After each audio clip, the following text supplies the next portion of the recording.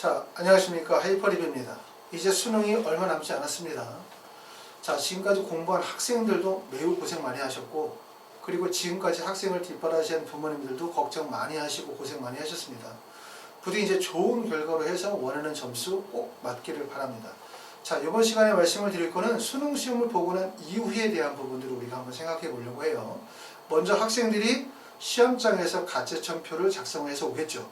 그걸 작성을 해야만 그날 저녁에 이제 각 기관에서 수능 예상 등급을 말씀을 드릴 거고, 그걸 토대로 해서 내가 대학별고사, 논술 시험을 보러 갈 건지, 아니면 면접고사 시험을 보러 갈 건지, 어떻게 원서 지원을 할 것인지에 대한 전략을 수립할 수 있기 때문에 가채점표를 작성해서 올 거라고 생각이 되어져요. 자, 그런데 이제 우리가 그 다음서부터는 사실 입시가 시작이 되는 거거든요. 수능 시험을 잘 봤다고 해서 대학 입시가 확정되는 거 아니고, 수능 시험을 못 봤다고 해서 대학 입시가 끝나는 건 아니거든요. 결국 공부하는 과정이 하나였더라면 결국 내가 어떤 성적표를 받아들든 간에 거기서부터 새로운 입시가 시작이 되어진다 라고 생각하시기 때문에 내가 수능 시험을 보고 잘 보든 또는 예상보다 원하는 결과가 안 나왔든 관계없이 수능 이후는 좀 더 철저하게 입시에 대한 부분들 데이터를 분석하고 지원 대학을 결정하는 부분에 우리가 좀 더 집중하실 필요가 있을 것 같습니다.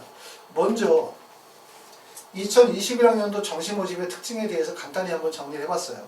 제일 먼저 우리가 생각할 수 있는 부분들은 2020년에 비해서 2021학년도에 정시 선발 비율이 좀 늘었죠. 근데 비율은 전체적으로 봤었을 때 약 3% 정도 비율이 늘은 거예요.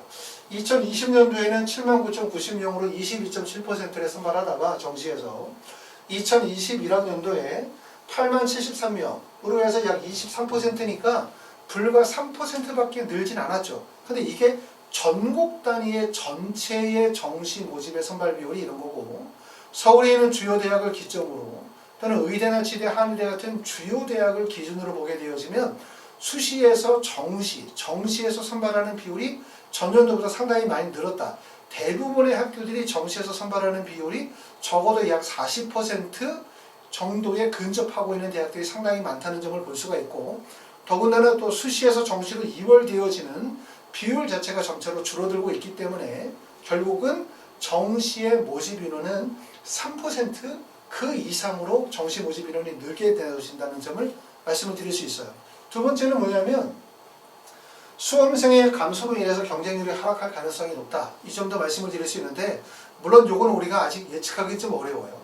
고등학교 3학년의 학생 수가 줄어드는 것은 맞지만 재수생의 숫자가 얼마나 늘어날지 잘 예상하기가 어렵죠. 물론 이제 최근에 우리가 발표가 되어진 내용들을 보게 되어지면 코로나19로 인해서 재수생의 숫자가 크게 증가할 것이라고 우리가 예상을 했지만, 실제로는 6월과 9월에 참여한 재수생의 숫자가 전년도에 비해서 늘지 않았다는 걸 우리가 볼 수 있어요. 그렇기 때문에 2021학년도의 최종 수험생의 숫자는 전년도에 비해서 어느 정도까지 증가하거나 감소할 것인지 정확하게 예측하기는 어렵지만, 우리가 쉽게 예상할 수 있는 부분들은 학생의 수가 감소가 되어질 가능성이 높아요.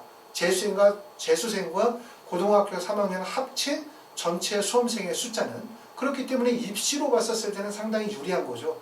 왜냐하면 정시에서 선발 비율은 증가하는 데 비해서 수험생의 숫자가 줄어든다는 것은 결국은 경쟁률의 하락으로 이어질 가능성이 높기 때문에 1번과 2번의 두 번째 두 가지 요소는 우리가 올해 정시에 희망을 갖게 하는 요소다, 이렇게 보실 수가 있습니다. 세 번째는 물수능에 대한 예상이죠.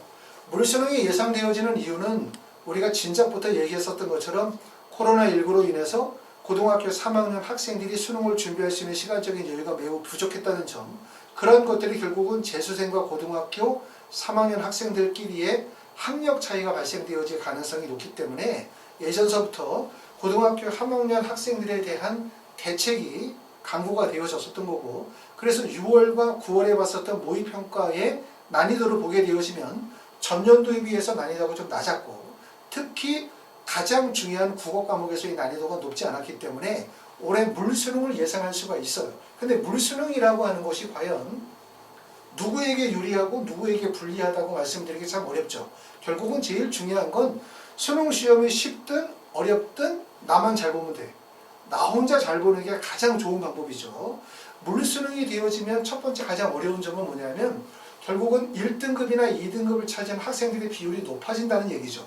그렇기 때문에 하나만 틀려도 어떻게 되어진다? 결국은 하나만 틀려도 등급이 바뀔 가능성이 높다는 얘기고, 결국은 1등급과 2등급이 중요한 것이 아니라 결국은 얼마나 상위의 표준 점수와 100분의 1을 확보하느냐에 대한 부분이 되게 중요하기 때문에 결국은 1등급을 맞는 게 중요한 것이 아니라 만점을 맞는 것, 또는 하나를 틀리거나 두 개를 틀린 것, 고득점을 맞는 것이 매우 중요한 상황이라고 말씀을 드릴 수가 있고, 물수능이 되어지면 가장 어려운 점은 결국은 뭐냐면 수시에서 수능 최저학력 기준을 충족하는 부분에 가장 어려운 점이 있을 수밖에 없어요. 결론적으로 얘기하면 물수능이다 불수능이다 라고 하는 것은 어떤 부류의 학생에게 유리하고 어떤 부류의 학생에게 불리하다고 말할 수 없고, 결국은 어떤 시험이라 하더라도 거기서 잘 보는 사람에게 가장 유리한 거죠. 그렇죠? 그렇기 때문에 수능이 쉬워진다, 수능이 어려워진다, 이런 부분들이 유불리가 있을 수는 없고, 결국은 내가 시험을 잘 보는 게 가장 유리한 방법이 될 수밖에 없을 것 같아요. 어찌됐든 물수능이 되어지면 가장 어려운 점은 수시에서 수능 최저학력 기준을 충족하는 것. 그 다음에 두 번째는 1등급이다 2등급을 맞는다 하더라도 그 등급 간의 점수 차이로 인해서 결국은 고득점, 표준 점수나 100분위 의 고득점을 맞지 못하게 되어지면 정시에서 대학 결정을 하기가 상당히 어려울 수밖에 없다는 점을 알아두실 필요가 있어요. 자, 네 번째는 허수지원의 상승 예상. 허수지원 상승이 예상이 되어진다. 사실 저 부분이 제일 중요한 부분이거든요. 우리가 이제 정시에서 원서를 쓰게 되어질 때 꼭 고려할 점은 내가 지원한 대학, 내가 지원한 학과에 원서를 쓴 학생들이 나보다 다 높은 성적대의 학생들이 아니라는 점을 꼭 알아두실 필요가 있어요. 수시와 다르게 정시는 허수지원이 상당히 많다는 점을 알아야 돼요. 예를 들어서 서울대학교 경영학과에 원서를 썼다. 그럼 우리가 생각할 때는 실제 서울대 경영학과에 원서를 쓸 수 있는 학생들이 다 원서를 썼다고 생각할 수 있지만, 내가 재수를 생각하고 있어. 난 어차피 그냥 한번 써보고 죽을 거야 라고 하는 학생들은 서울대 경영학과에 쓸 수 있고, 또 의대에 원서를 쓸 수도 있는 거예요. 그렇기 때문에 올해처럼 수능이 물수능이 되어지고, 또 고등학교 3학년이나 재수생들이 평상시에 본인의 성적에 대한 정확한 판단을 가지고 있지 못한 상태에서 실제 수능에서 예기치 못한 점수를 맞았었을 때, 이런 학생들이 일찌감치 재수를 생각을 했었으면 결국 원서 지원은 어떻게 되어지냐면 상향 지원으로 몰리게 되겠죠. 바로 허수 지원이 되게 되어지는 거예요. 실제 경쟁력이 있는 점수대가 아닌 사실상 그냥 던지는 원서 지원을 하는 학생들의 숫자가 상당히 높아질 가능성이 높고, 결국 이러한 것들이 입시에서 되게 중요한 요소가 될 가능성이 높다는 점이죠. 그러니까 결국은 뭐냐면 내가 원서를 쓸 때 꼭 아셔야 될 점은 뭐냐면, 나보다 낮은 성적대의 학생들이 모이는 구간이 어딘가를 생각하셔야 돼요.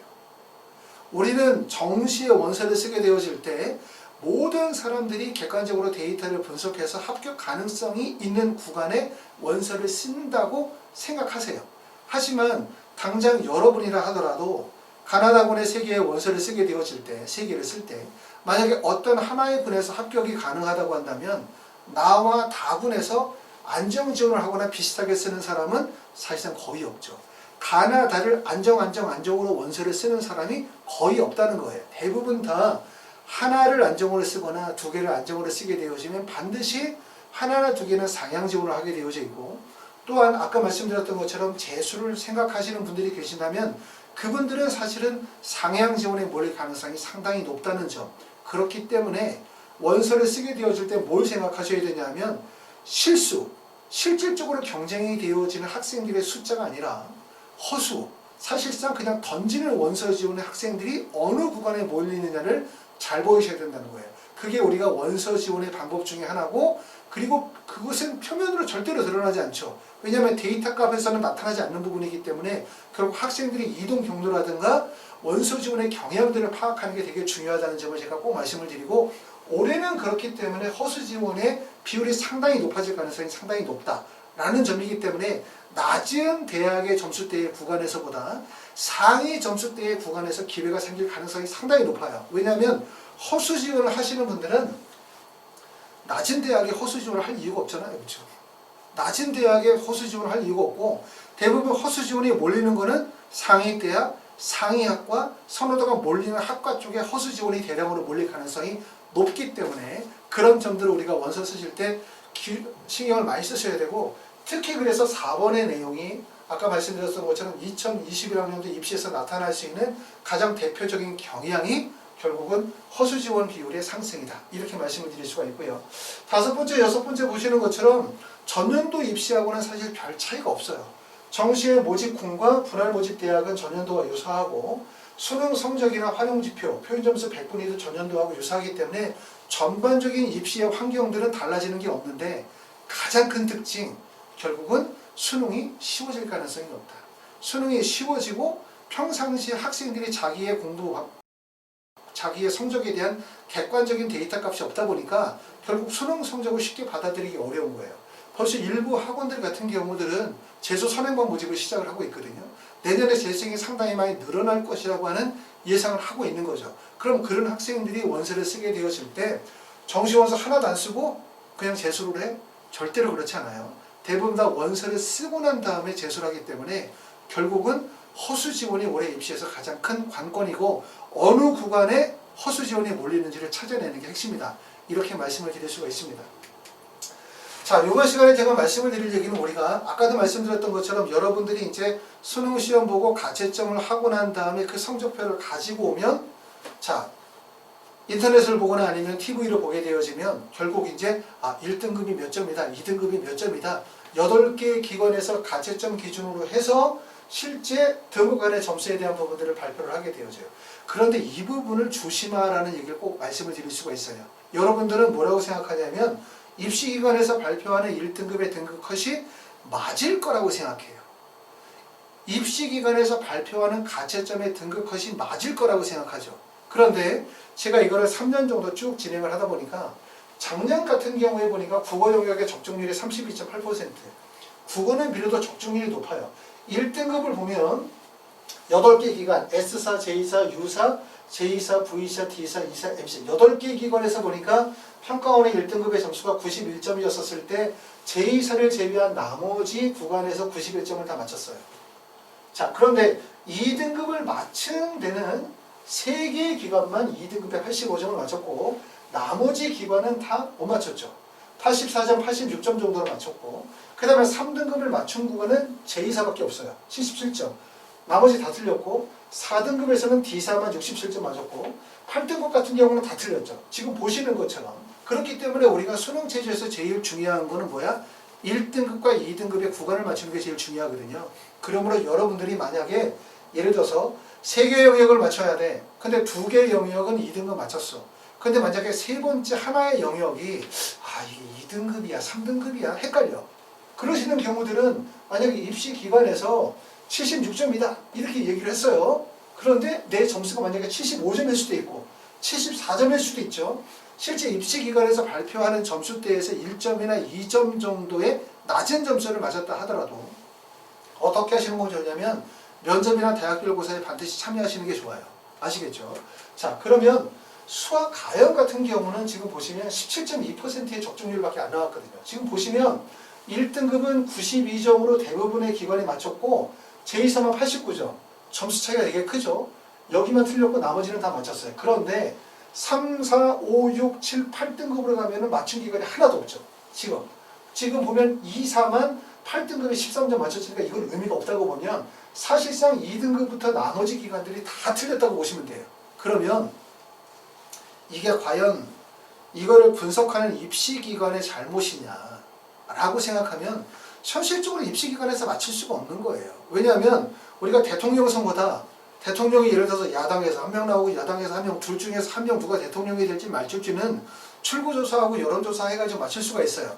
하지만 사실 수능은 1등급, 2등급, 3등급, 4등급 이 구간을 국어, 영어, 수학, 가나에다가 사탐, 과탐의 모든 과목을 그리고 각 입시기관에서 시험장 앞에서 출구조사를 할 수 있는 것도 아니고 그러다 보니까 현실적으로 이거는 맞추기가 불가능하다고 말씀을 드릴 수가 있어요. 그렇기 때문에 여러분들이 입시기관에서 발표하는 내용은 대략적인 기준 정도로만 생각하시 이걸 절대적으로 믿으면 안 된다. 이 말씀을 제가 꼭 말씀을 드리는 거고 그러면서 여기다 하나 덧붙이면 이거죠. 흔히 말해서 가채점 결과를 토대로 한 1등급, 2등급, 3등급도 못 맞추는데 어느 대학 무슨 과가 몇 점으로 합격할 수 있을지를 어떻게 맞출 수 있을까? 맞추는 방법이 하나가 있죠. 이 정도의 높은 대학을 이 정도 점수에서 쓰게 만드는 거야. 그쵸? 80점이면 갈 수 있는 대학을 90점인 학생이 원서를 쓰게 만드는 거죠. 그러면 80점에 약간 플러스 마이너스 점수가 있다 하더라도 90점까지는 올라가지 않으니까 안정적으로 붙겠죠. 그럼 붙는 사람이 무슨 생각을 하냐면 그대로 하니까 붙었다. 이렇게 얘기하시는 경우들이 있는 거예요. 다시 말하면 인터넷에서 입시기관에서 발표하는 대부분 데이터 값들은 안정적 원서 지원에 기반을 두고 있다. 제가 꼭 말씀을 드려요. 여러분들이 가지고 있는 점수대, 여러분들이 수능 시험을 보고 난 여러분들의 수능 성적보다 낮은 대학을 가기를 희망하시면 인터넷을 보세요. 그러면 그대로 원서를 쓰시게 되어지면 100% 다 붙는다라고 말씀을 드릴 수가 있고, 하지만 내가 만약에 그 가나다 3개 중에서 안정 지원 외에 상향 지원을 희망하시게 되어진다 라고 한다면 결국은 추가 학교 컨설팅이 반드시 필요하다, 이 말씀을 드리는 거고, 여러분이 만약에 고등학교 3학년을 첫 번째 아이를 두고 있는 것이 아니라 내 위에 재수생이 있거나 아니면 그 위에 형이나 오빠를 키워보신 경험이 있으신다면 부모님들은 뭘 알고 계시냐면 모든 대학의 학과의 합격생의 점수가 동일한 것은 아니고, 그리고 실제 합격생들 사이의 점수폭이 매우 크다는 점, 그리고 낮은 점수에서도 높은 대학을 들어가는 사례가 정시에서는 가능하다라고 하는 점을 꼭 아실 수가 있어요. 근데 요즘에는 많은 분들이 인터넷에 도는 이런 입시기관의 자료들을 되게 신뢰하세요. 한편으로는 좋은 거죠. 왜? 모든 사람들이 그것을 믿는다고 한다면, 결국은 모든 사람들이 일방적으로 그것을 믿는다고 한다면 그 안에 반드시 뭐가 있다? 답이 있다는 거예요. 답이 있다는 거죠. 그리고 정시는 제가 지난번에도 말씀을 드렸던 것처럼 정시는 점수 경쟁이 아니거든요. 물론 점수가 되어야만 경쟁이 가능한 거지만 엄밀히 따지면 정시라는 건 점수 경쟁이 아니라 순위 경쟁이라고 할 수 있어요. 대학에서 뽑고자 하는 모집 인원이 20명이면 그 20명 안에 들어가는 게 중요한 거지, 몇 점을 맞으면 어느 대학 무슨 과에 반드시 붙는 정의가 아니거든요. 그렇기 때문에 결국은 학생들이 어떻게 이동하게 되어지는지, 또 학생들의 원서지원이 어떻게 이루어지게 되어지는지, 실제 나보다 경쟁력이 있는 학생들이 어느 구간에 몰리는지, 또 점수대가 낮은 학생들이 어떤 구간으로 몰려드는지에 대한 이런 전반적인 입시의 흐름과 경향들을 우리가 찾아가는 게 매우 중요하다. 이런 점들을 말씀을 드리고, 지금 설명을 드리고 있는 내용은 핵심이 이거예요. 아까도 말씀드렸던 것처럼 수리 나연 같은 경우를 보면은 1등급은 전 기관이 다 맞췄어요. 2등급은 2사와 M사를 뺀 나머지가 다 맞췄고 8등급은 다 맞췄죠. 그럼 이걸 보면은 어떤 느낌이 드냐면 8개 입시기관이 서로 얘기하는 거지. 자, 1등급은 몇 점인 것 같아요? 우리가 볼 때는 1등급이 84점인 것 같은데, 자, 그럼 우리가 84점으로 쭉 갑시다. 왜? 다 84점이라고 하는데 남은 85점이라고 했다가 혼자 틀리면 신뢰도가 떨어지니까. 그냥 같이 묻어나가는 느낌이 들어요. 왠지. 왜?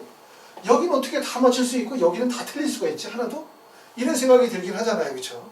그렇기 때문에 지금 대학에서 발표하는, 입시기관에서 발표하는 가채점 표에 대한 우리가 신뢰도는 사실상 별로 높지 않다는 점을 제가 확인해서 말씀을 드리는 거고, 이 말씀을 드리는 이유는 뭐냐면, 그 전에 어떤 학생이 수능시험을 보고 난 다음에 학생이 잠수를 탔어요. 수능시험을 너무나 못 봐서 실망해서 어딘가로 사라졌죠. 연락이 전혀 안 되는 거예요. 그러다가 논술 시험을 보기 전에 마지막 날 짐을 찾으러 왔더라고요, 학원에. 근데 그 학생한테 물어봤더니 그 학생이 수능 체제를 못 맞췄다고 생각을 했었는데 실제 보니까 2개 영역으로 수능 체제를 충족했고 하나의 영역에서 실제 입시기관에서 발표한 점수보다 1점 정도가 낮은 상태였어요. 그래서 제가 그거를 학생한테 강하게 얘기하고 설득을 해서 학생이 실제 논술 시험을 보러 갔고, 논술 시험을 보고 난 다음에 합격했었던 그런 사례들이 있어요. 그래서 이 경험을 토대로 제가 자꾸 강조해서 말씀을 드려요. 학생들이 수능 시험을 보고 난 다음에 예상치 못한 점수를 받고 나고, 또 부모님도 많이 실망을 하고 나면 마치 가채점표로 나와 있는 것이 입시기관에서 발표한 가채점 수능 등급표가 실제 맞는 것처럼 착각하시는 분들이 많이 계시다는 점. 그렇기 때문에 수능 시험 보시고 난 다음에 가채점을 받았는데 실제 수능 체제가 충족이 안 됐다라고 하더라도 보시는 것처럼 입시기관에서 발표한 것보다 1점, 2점, 3점 정도가 낮으면 반드시 일단 면접이나 논술고사 시험에 응시하시고, 그러고 난 다음에 최종적으로 발표되어지는 내용에 따라서 확인하시는 게 좋다. 이 말씀을 꼭 좀 말씀을 드립니다. 자, 그 다음에 이제 올해 이제 정시는 말씀드렸었던 것처럼 수능 일정이 뒤로 미뤄지면서 정시 컨설팅 일정도 뒤로 좀 밀려지는 상태예요. 대학들마다 정시 모집 원서 접수 기간이 1월 7일부터 1월 11일 정도의 기간이기 때문에 사실상 내년에 이제 원서를 쓰시게 되어지는 건데, 컨설팅은 어떤 식으로 진행이 되어지냐면 내가 수능 시험을 어떻게 보느냐에 따라서 컨설팅의 시점이 다 다르실 것 같아요. 첫 번째는 내가 만약에 수능 시험을 아주 잘 봤다, 또는 수시의 의미가 없다 라고 판단되시는 분들은 수능 12월 3일에 수능 시험 보시고 난 다음에 그때부터 바로 컨설팅을 진행하시겠죠. 당장 수능 시험 보시고 난 다음에 제일 먼저 컨설팅 하실 거는 가채점 결과를 토대로 해서 이 정도의 점수면 실제 정시에서 어느 정도 돼야 갑니까? 아니면 내가 논술고사를 보러 가야 되겠습니까? 아니면 면접을 보러 가야 되겠습니까? 요거를 먼저 평가하는 가채점을 기준으로 한 가채점 컨설팅이라고 합시다. 가채점 컨설팅을 먼저 진행하시게 되어질 거고요. 그리고 대부분의 분들은 수능 성적이 12월 23일에 발표되어지고 나면 이때부터 이제 데이터가 쏟아지기 시작하니까 컨설팅을 아마 시작을 하시게 되어질 것 같고, 그 다음에 12월 27일이면 수시 합격자가 발표가 되어지는데 대부분 23일 정도가 되어지면 수능 성적이 발표가 되어지고, 수능 성적 발표되어지고 나면 그 즈음에서 여러 입시 기관에서 23명회를 막 진행을 해요. 근데 올해는 아마 코로나19로 인해서 여러 기관들이 체육시설에 모여가지고 컨설팅을 진행하는 게 사실상 어려울 거라고 판단이 되어지기 때문에 가능한 한 수능시험 보고 난 다음에 좀 자주 입시에 대한, 정시에 대한 자료들을 계속 올려서 부모님들이 원서 지원하는 데 도움을 줄 수 있도록 그렇게 해보도록 하겠습니다. 자, 그래서 첫 번째는 수능시험 보고 난 다음에 가채점 컨설팅 하게 되고, 그러고 난 다음에 이제 23일 날 수능 성적 발표하고 나면 이때 이제 컨설팅을 진행하시는 분들이 계실 거고요. 그리고 또 다른 분들은 12월 27일 날 수시 합격자 발표가 다 나고 난 다음에 이때부터 진행하시는 분들, 또는 수시 합격자 발표 다 끝나고 12월 28일에서 30일 날 합격자 등록 다 끝나고 그러고 난 다음에 수시에서 정시로 2월 되어지는 인원이 확정이 되어지고 난 다음에 컨설팅을 진행하시는 분들이 좀 있으실 것 같아요. 자, 정시 컨설팅은 그 전서부터 지금 예약을 받고 있기 때문에 많은 분들이 예약이 접수가 되어져 있는 상태이고요. 자, 정시 컨설팅은 어떻게 진행을 하냐면 다단계로 진행합니다. 제일 첫 번째는 자료를 정리해서 먼저 전화 상담을 먼저 한번 해요. 그러면 학생의 점수대에서 지원이 가능한 대학교, 또 부모님이나 학생들이 희망하는 대학이나 학과가 어딘지에 대한 자료 정리하게 될 거고, 그러고 난 다음에 이제 최종적으로 오셔가지고 방문 상담을 통해서 최종 대학 결정을 한다. 방문 상담을 하게 되어질 때는 결국은 뭘 결정하게 되어지냐면 상향 지원 또는 군배열, 이쪽에 포인트를 많이 맞추고 있다고 볼 수 있고요. 단, 수시 합격자 발표가 이루어지고 난 다음에 정시 원서 접수 기간에 임박해서 컨설팅을 진행하시는 분들은 전화 상담 이후에 방문 상담 2단계로 상담을 진행하기 현실적으로 어려워요. 촉박하게 진행이 되어지기 때문에 그분들은 대부분 다 직접 오셔서 방문 상담해서 최종적으로 가나다 군배열이라든가 상향 추가 합격에 대한 원서 지원의 전략들을 그때 수립하도록 그렇게 할 것이라고 생각되어집니다. 대부분 이제 컨설팅 기간이 1월 7일에서 1월 11일 정도로 촉박하게 시간이 남아져 있기 때문에 미리 예약하시는 이유는 바로 뭐냐면 이 짧은 기간 동안에 우리가 컨설팅을 하시기 위한 목적이라고 판단이 되어져요. 그렇기 때문에 정식 컨설팅을 만약에 미리 예약하실 분들은 미리 전화하셔가지고 일정 잡아주시기를 바랍니다. 아까도 말씀드렸었던 것처럼 올해 가장 큰 특징은 결국은 수능이 쉬워질 가능성. 수능이 쉬워지는데 문제는 뭐냐면 평상시 학생들이 자기 점수대에 대한 정확한 기준이 없다 보니까 수능 성적을 쉽게 받아들이기가 어려워질 가능성이 높아요. 그렇기 때문에 결국은 핵심은 뭐냐면 2021학년도 정시의 핵심은 결국 허수 지원이 늘어날 가능성이 높다는 거고, 나의 경쟁의 상대는 나보다 높은 점수대의 학생들을 아는 게 중요한 게 아니라 어디에 나보다 낮은 성적대의 학생들이 몰려있을 것이냐, 이 부분을 판단하는 거고, 나보다 성적이 낮은 학생들이 몰려있는 구간은 낮은 대학이 절대로 아니에요. 대부분 다 상위 대학, 상위 학과 선호도가 집중되어지는 구간에 배치가 되어질 가능성이 높다는 건데, 우리는 그것을 경쟁률로 보고는 알 수가 없죠. 어느 대학교 모집 인원이 13명을 뽑는데 경쟁률이 4.5대 1이야. 4.5대 1 안에 어떤 학생들이 들어왔는지 판단할 수 있습니까? 전혀 판단할 수 없죠. 그걸 우리가 이제 입시의 흐름과 경향들을 추측하게 되어지면 결국은 어떤 구간에서 내가 점수의 경쟁력을 갖추고 있을지 알 수 있다라는 말씀을 드리고 있는 거고요.